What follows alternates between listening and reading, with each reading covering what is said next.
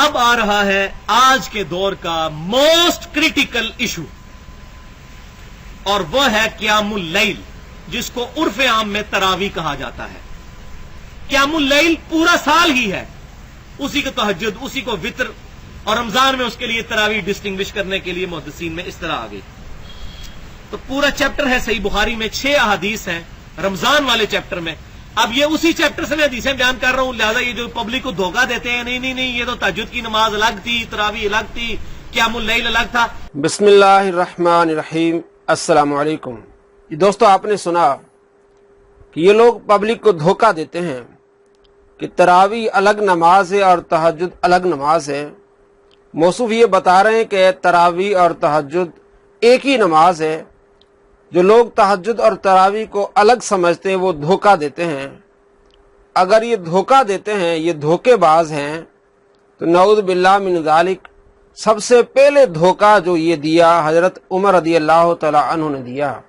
اگر اس کو دھوکہ سمجھا جائے کہ نماز تراویح الگ ہے اور تہجد کی نماز الگ ہے، یہ جو لوگ سمجھتے ہیں، یہ دھوکہ دیتے ہیں، تو سب سے پہلے یہ بات جو بتائی ہے وہ حضرت عمر رضی اللہ تعالی عنہ نے بتائی ہے کہ تراویح کی نماز الگ ہے اور تہجد کی نماز الگ ہے۔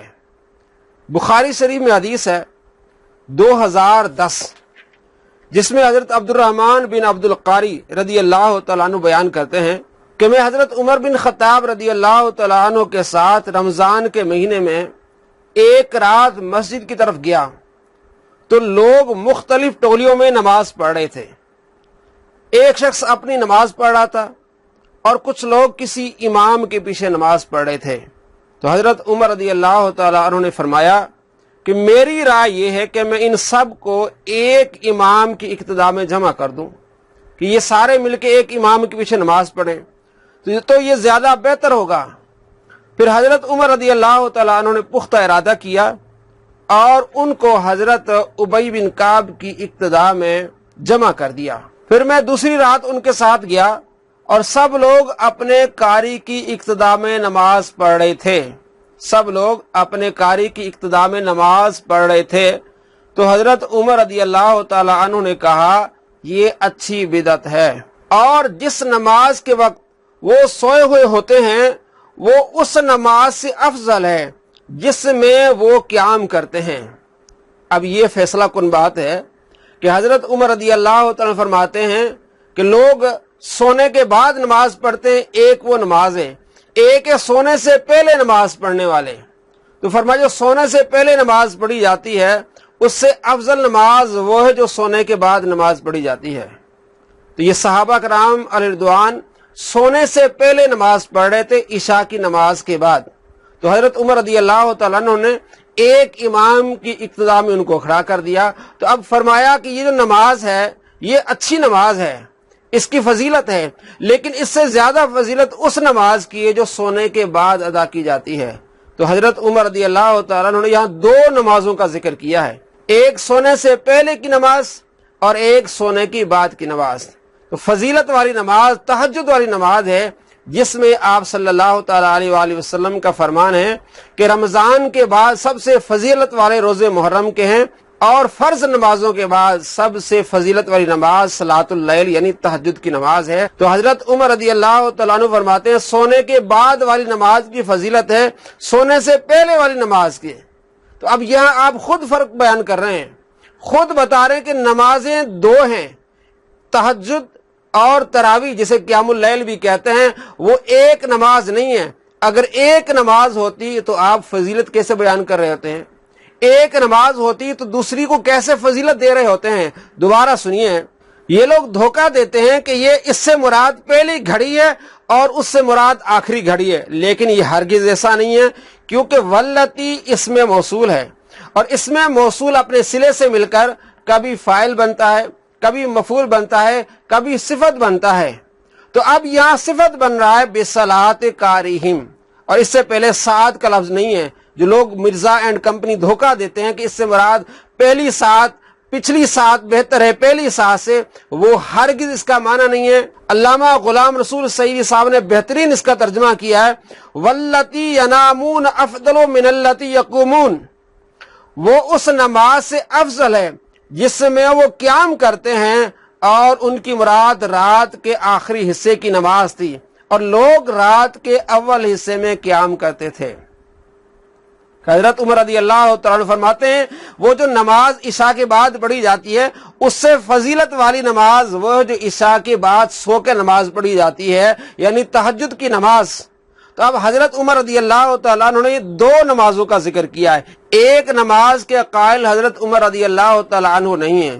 اگر یہ دھوکہ ہے کہ پبلک کو یہ لوگ دھوکہ دیتے ہیں کہ یہ الگ نمازیں ہیں، یہ دھوکے باز ہیں نعوذ باللہ، تو سب سے پہلے اگر یہ دھوکے کی بات ہے تو دھوکہ کس نے دیا پھر؟ یہ حضرت عمر رضی اللہ تعالیٰ عنہ۔ تو کیا حضرت عمر رضی اللہ تعالیٰ عنہ کو مرزا اینڈ کمپنی دھوکے باز کہے گی؟ اس حدیث کے شارحین کیا کہتے ہیں؟ علامہ عینی کہتے ہیں یعنی جو لوگ نماز تراویح کے وقت سو جاتے ہیں وہ ان سے افضل ہیں جو نماز تراویح پڑھتے ہیں۔ ان کی مراد یہ تھی کہ جو رات کے آخری حصے میں نماز پڑھتے ہیں، اس میں یہ تصریح ہے کہ رات کے آخری حصے میں نماز پڑھنا رات کے اول حصے میں نماز پڑھنے سے افضل ہے، یعنی تہجد پڑھنا تراویح پڑھنے سے افضل ہے۔ اس حدیث کے شارح یہ لکھتے ہیں اور علامہ ابن حجر عسقلانی رحمۃ اللہ علیہ بھی یہی لکھتے ہیں کہ ایک رات کی نماز ہے جو سونے سے پہلے ہے اور ایک رات کی نماز سونے کے بعد ہے۔ سونے کے بعد اٹھ کر نماز پڑھنا جسے ہم تہجد کرتے ہیں اس کی فضیلت زیادہ ہے۔ یہ دو نمازیں ٹھہری ہیں، ان دونوں کو قیام اللیل کہیں گے، لیکن وہ سونے سے پہلے جو نماز ہے جس کو ہم عرف عام میں تراویح کہتے ہیں، اور ایک وہ نماز ہے جو بندہ سو کے اٹھتا ہے رات کو آخری پہر میں جسے ہم تہجد کہتے ہیں، وہ فضیلت والی نماز ہے۔ علامہ ابن بطال کیا کہتے ہیں نماز تہجد تراویح سے اس لیے افضل ہے کہ اس وقت اللہ تعالیٰ اپنی شان کے مطابق آسمان دنیا کی طرف نازل ہوتا ہے اور اس وقت اللہ تعالیٰ دعا کرنے والوں کی دعاؤں کو قبول فرماتا ہے۔ تو تمام شارحین دو نمازوں کا ذکر کر رہے ہیں، ایک سونے سے پہلے کی نماز اور ایک سونے کے بعد اٹھ کر پڑھنے والی نماز۔ تو پتہ چلا کہ ایک وہ نماز ہے جو عشاء کے بعد پڑھی جاتی ہے سونے سے پہلے جسے عرف عام میں تراویح کہتے ہیں، اور ایک وہ نماز جو سونے کے بعد اٹھ کر پڑھی جاتی جسے نماز تہجد کہتے ہیں، جو سنت رسول صلی اللہ تعالی علیہ وآلہ وسلم جس کی بہت زیادہ فضیلت ہے۔ شارحین بھی کہتے ہیں کہ دو نمازیں ہیں، تراویح الگ نماز ہے اور تہجد الگ نماز ہے۔ حضرت عمر بن خطاب رضی اللہ تعالیٰ عنہ فرماتے ہیں کہ ایک سونے سے پہلے نماز ہے اور ایک سونے کے بعد نماز ہے، وہ بھی دو نمازوں کے قائل ہیں۔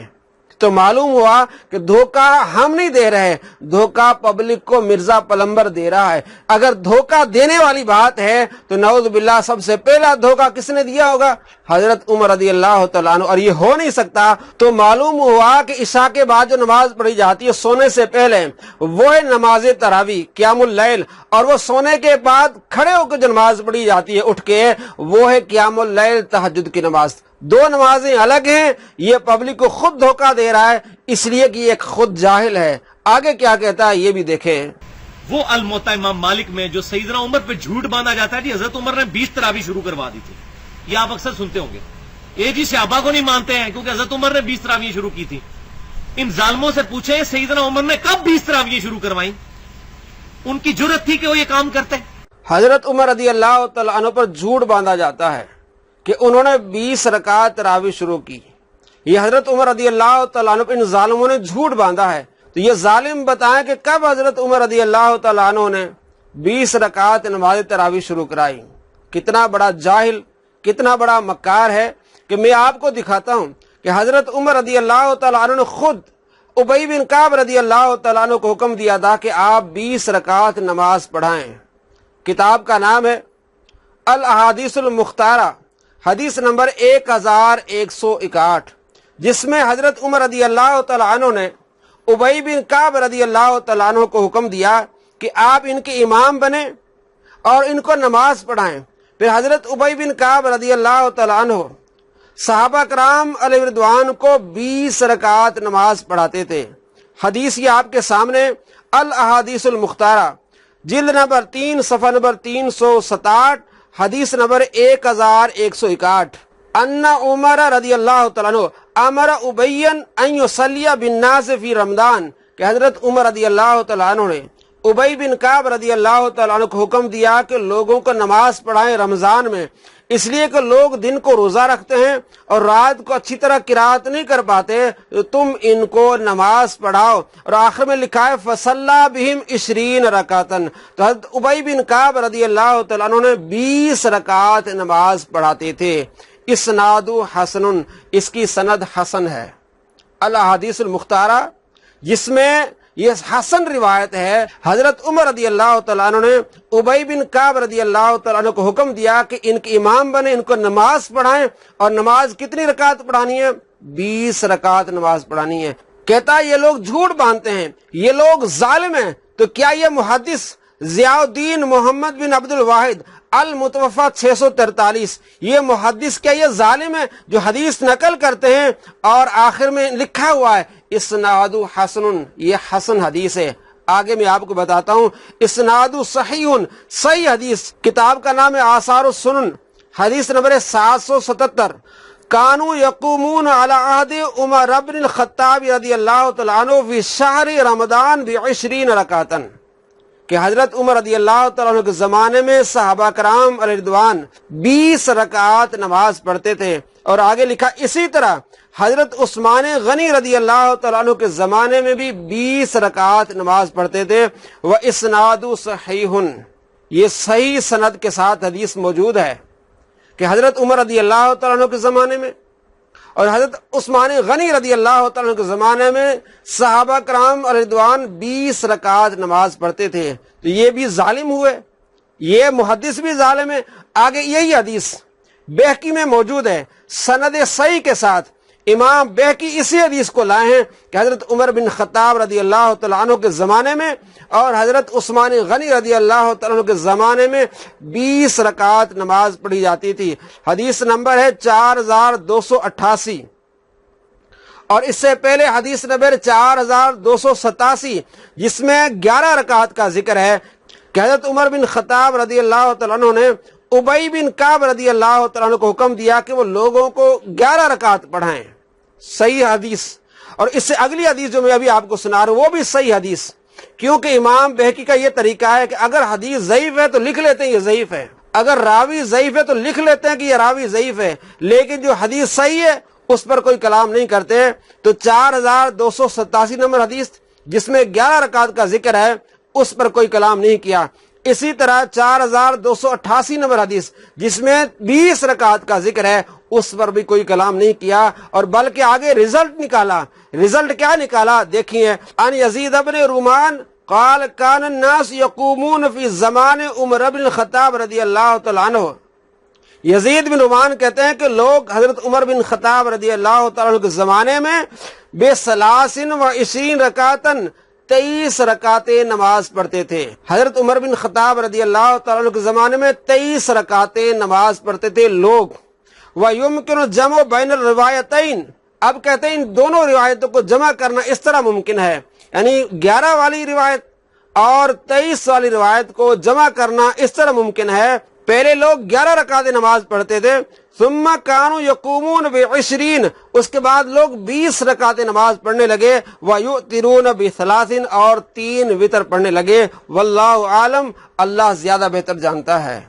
امام بہقی کہتے ہیں یہ دونوں روایتیں صحیح ہیں، 11 والی روایت اور 20 تراویح اور 3 وتر والی روایت، دونوں روایتیں ٹھیک ہیں، لیکن اس کو جمع کرنا اس طرح ہے کہ پہلے صحابہ کرام علیہ رضوان 11 رکعت پڑھتے تھے اور بعد میں اس کو 20 کر کے اینڈ پہ آخر میں 3 وتر پڑھتے تھے۔ کہتے ہیں میں اس طرح اس کو جمع کر رہا ہوں۔ تو یہ ہے امام بہقی۔ اب آگے فیصلے کی گھڑی ہے کہ امام بہقی نے جو 2 حدیثوں کو جمع کیا ہے، اسی کے بارے میں وہابیوں کے بہت بڑے امام ہیں نواب صدیق حسن بھوپالی، ان کی کتاب عون الباری الجزء الثانی صفحہ نمبر 861، اس میں لکھتے ہیں اس حدیث 2010 تو عمر رضی اللہ تعالیٰ عنہ نے حضرت ابی بن کعب رضی اللہ تعالیٰ عنہ کو حکم دیا تھا کہ آپ ان کو نماز پڑھائیں۔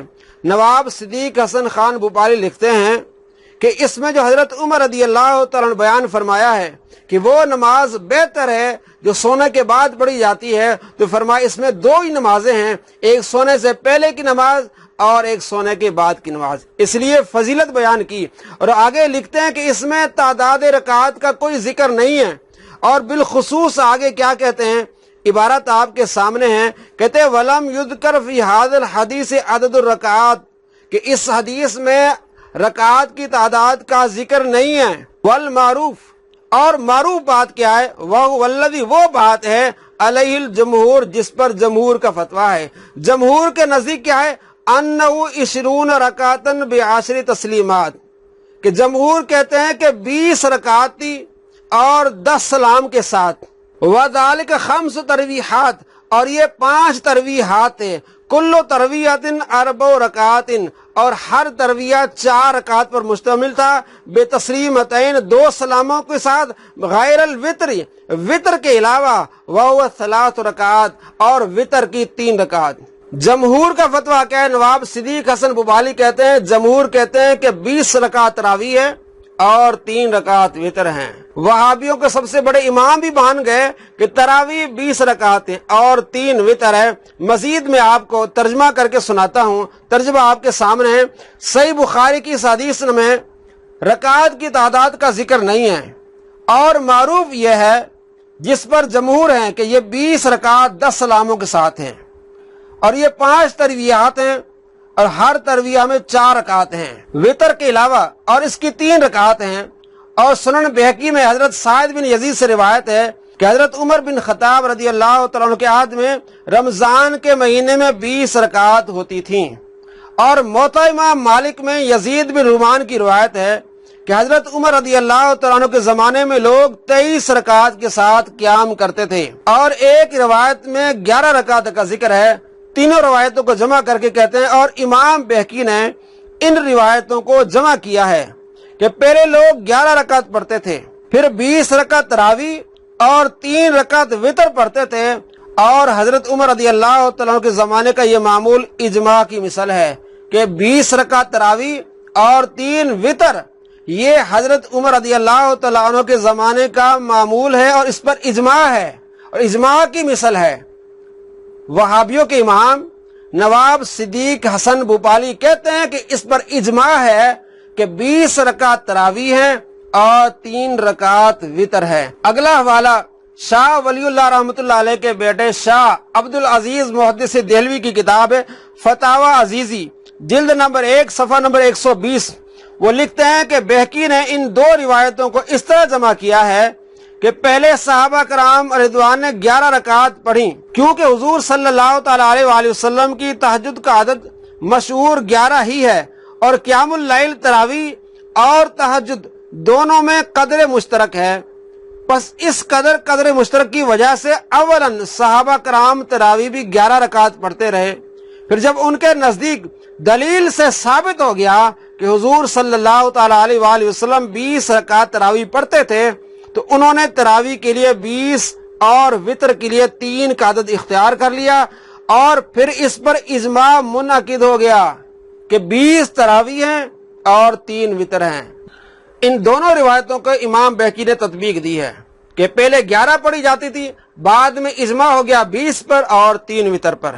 لیکن حافظ ابن عبد البر کہتے ہیں محدث کہ یہ راوی کا وہم ہے کہ 11 رکعت پڑھی جاتی تھی، بلکہ جب اجماع ہے کہ 20 رکعت تراویح ہوتی تھی اور 3 وطر ہوتی تھی، تو جس روایت میں 11 کا ذکر ہے روایت صحیح ہے، لیکن اس میں راوی کا وہم ہے، اور یہ غلطی ہے راوی کی۔ اپنی کتاب الاستذکار میں لکھتے ہیں حدیث نمبر 222، وقد روا مالک عن یزید بن رومان، کہ امام مالک یزید بن رومان سے روایت کرتے ہیں، قال فرماتے ہیں کان الناس، لوگ یقومون کھڑے ہوتے تھے، نماز پڑھتے تھے، فی زمن عمر بن الخطاب رضی اللہ تعالیٰ عنہ فی رمضان، حضرت عمر بن خطاب رضی اللہ تعالیٰ عنہ کے زمانے میں رمضان میں لوگ ب23 رکعتن 23 رکعت پڑھتے تھے، 20 تراویح، 3 وطر پڑھتے تھے اور اسی پر اجماع ہے۔ آگے لکھتے ہیں وَحَاذَا كُلُّ، یہ سارا کا سارا یشہد، یہ گواہی دیتا ہے کہ بِأَنَّ روایت بِأَحْدَ عَشَرَةَ رَكَعَةً، جو 11 والی روایت ہے جس میں 11 روایت کا ذکر ہے، وَهْمٌ وَغَلَطٌ، یہ راوی کا وہم ہے اور راوی سے غلطی ہے۔ جب اجماع ہے کہ 20 رکعت تراوی ہوتی تھی اور 3 وطر ہوتے تھے، امام ابن عبد البر مالکی محدث کہتے ہیں کہ 11 رکعت والی جو روایت ہے اس میں راوی سے غلطی ہوئی ہے، اس کو وہم لگا ہے، کہنا تھا 23 رکعت اور اس نے کہہ دیا 11 رکعت، واللہ عالم۔ جب راوی کو وہم یا غلطی لگ جائے تو وہ حدیث چھوڑ دی جاتی ہے۔ اس کی مثال میں آپ کو دیتا ہوں بخاری شریف سے، حدیث نمبر 3851، حضرت عبداللہ بن عباس رضی اللہ تعالیٰ عنہ روایت کرتے ہیں کہ آپ صلی اللہ تعالیٰ علیہ وآلہ وسلم کی عمر شریف جب 40 سال تھی تو اس وقت آپ پر وحی کا نزول ہوا۔ 13 سال آپ صلی اللہ تعالیٰ علیہ وآلہ وسلم مکے میں رہے اور ہجرت کر کے پھر آپ 10 سال مدینے میں رہے۔ اور یہی حقیقت ہے کہ آپ صلی اللہ تعالیٰ علیہ وآلہ وسلم اعلان نبوت کے بعد 13 سال آپ مکے میں رہے اور 10 سال آپ صلی اللہ تعالیٰ علیہ وآلہ وسلم مدینے میں رہے۔